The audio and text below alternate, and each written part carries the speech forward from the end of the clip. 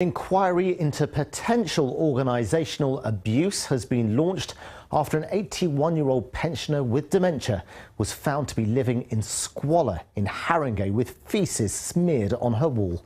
Haringey Council admit the case, which we exposed last month, was unacceptable. And although they increased the care offered to Barbara, the local authority has now decided to investigate further. Well, Paul Hawkins is in Haringey for us this evening. Paul, remind us of the details of this case. This is Barbara, an 81-year-old dementia sufferer living on her own. Her friends got in contact with us at BBC London because they were worried about the level of care she was receiving.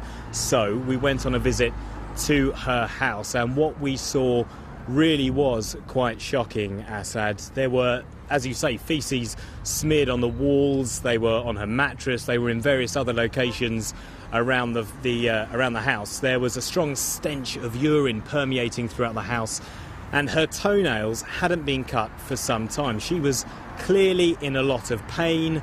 All this despite 3 to 4 a day visits from private care contractors who were spending half an hour at a time on each visit with her, but evidently the level of care she was receiving wasn't enough.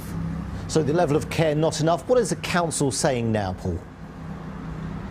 Well, they are launching a safeguarding inquiry, as you say. We've asked them for an interview, but no one was available.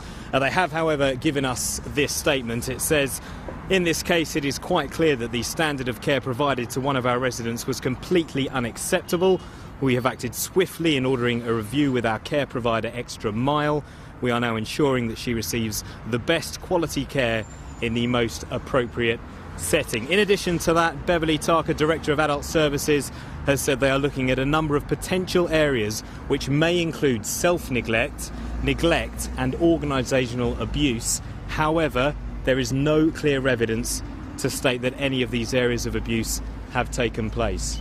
And I think what we all want to know now, Paul, is how is Barbara doing? Yeah, well, I'm pleased to say that I spoke to her friend Carmen, a 70-year-old neighbour who looks after her.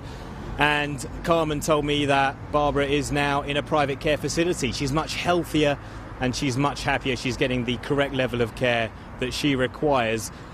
So Barbara very much on the up, but this does highlight the huge challenges that this country faces when it comes to looking after our elderly, given the squeeze on council budgets and the growing elderly population. Okay. Paul Hawkins in Haringey, thanks.